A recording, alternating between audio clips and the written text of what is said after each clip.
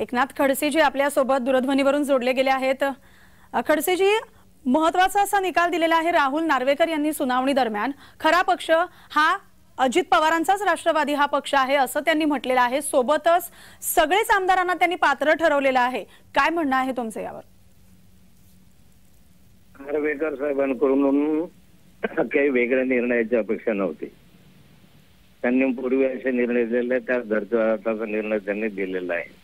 पण यामध्ये दोन्ही गोष्टी स्पष्ट होत नाही। एक तर या ठिकाणी दोन्ही गटाचे आमदार जे आहेत ते त्यांनी त्या ठिकाणी पात्र ठरवले, मतलब तेरी भी जीत है मेरी भी जीत है, तेरी भी पट है मेरी भी पट है। पण या संदर्भामध्ये पक्षाला ज्यावेळेस एखाद्या पक्षाचं बहुमत हे विधानमंडळामध्ये असेल तर तो पक्ष मूळ पक्ष असं गृहीत धरून निर्णय देणं मला वाटतं हा एक विचित्र निर्णय आहे। याचे दुर्परिणाम जगत्या देशभरावर होते, दुर्गामी परिणाम होणारा हा निर्णय दिसतोय।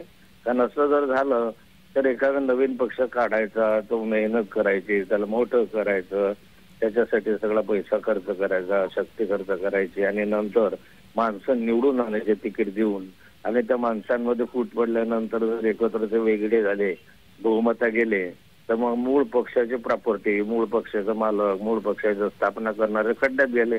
म्हणजे त्यांना काही अर्थच राहणार नाही असं असेल तर मग छोट्या छोट्या राज्यांमध्ये ते दररोज प्रकार घडतील आणि दररोज प्रॉपर्टी इकडच्या तिकडे पक्षाच्या होत राहतील। मला वाटतं की बरोबर नाही आहे। 10 सूचीचा जो त्यांनी म्हटलंय की धमकीसाठी वापर करू नये, असं काय म्हणजे धमकीसाठी का? एखादी घटनेमध्ये जी तरतूद असते ती दोन्ही पक्षासाठी लागू असते। ठीक आहे, शरद पवारांसाठी लागू आहेत किंवा यांना लागू नाही असं नाही आहे। धमकीसाठी वापर करून याचा अर्थ काय? घटनेमध्ये केलेला आहे त्याच्यासाठी केलेला आहे का? हे 10 सूचीचा तो अधिकार आहे, त्या अधिकारानुसार त्याचा अर्थ लावण्याचा अधिकार भारता अध्यक्षांना असू शकेल, परंतु त्याचा उपयोग धमकीसाठी करा हे म्हणतात तेवढंच चूक नाही आहे। हा निर्णय अत्यंत चुकीचा दिसतोय। या निर्णयाच्या विरुद्ध राष्ट्रवादी पक्ष सुप्रीम कोर्टामध्ये जाईल। खडसेजी, अशाच प्रकारचं प्रकरण यापूर्वी देखील महाराष्ट्रात झालेलं होतं शिवसेनेच्या संदर्भात। त्यामुळे जेव्हा हे राष्ट्रवादीचा आमदार अपात्रता प्रकरण आलं समोर, त्यावेळेला हा सगळा निकाल अशाच प्रकारे लागेल काय हेच अपेक्षित होतं का यापूर्वी देखील?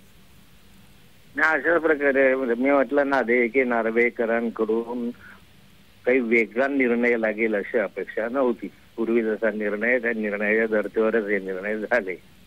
काहीतरी निर्णयामध्ये कुठेतरी एकतर यस ऑर नो कुठला तरी निर्णय असावा लागतो। असं कसं निर्णय असू शकतो की दोन्ही पक्षाचे दोन्ही आमदार पात्र, आणि जर पात्र असेल याचा अर्थ काय समजायचा याच्यावर? आणि बरं त्याच्यामध्ये असं आहे की बहुमतामध्ये जो असेल पक्ष तो, म्हणजे आता उद्या जर काँग्रेस फुटली किंवा कोणता अन्य पक्ष फुटला किंवा असं होणार नाही, परंतु त्याच्यामध्ये जर बहुमतामध्ये आले, अख्खी प्रॉपर्टी काँग्रेसची घ्यायची का? मग देशभरातली घ्यायची का प्रॉपर्टी? याचं काही वेगळ्या ना, म्हणजे एका राज्यामध्ये जर असं होत असेल एका राज्यामध्ये, तर त्याचा निर्णयाचा परिणाम हा देशभरात होईल का? मग देशातला पक्ष सगळं विलीन होईल का एका बाजूला? याचे अनेक पैलू आहेत आणि मला वाटतं याचं सगळ्यांचं स्पष्टीकरण हे सर्वोच्च न्यायालयामध्ये मिळू शकेल। आता पुढचं पाऊल आपलं काय असणार आहे? पुढची भूमिका आपली काय असणार आहे या सगळ्या प्रकरणात? नाही, याचा ताबडतोब आम्ही सुप्रीम कोर्टाकडे धाव घेऊ आणि सुप्रीम कोर्टाकडे याचे दाद मागू। अगदी खडसेजी, तुम्ही आपली प्रतिक्रिया आमच्यापर्यंत दिली त्याबद्दल तुमचे आभार।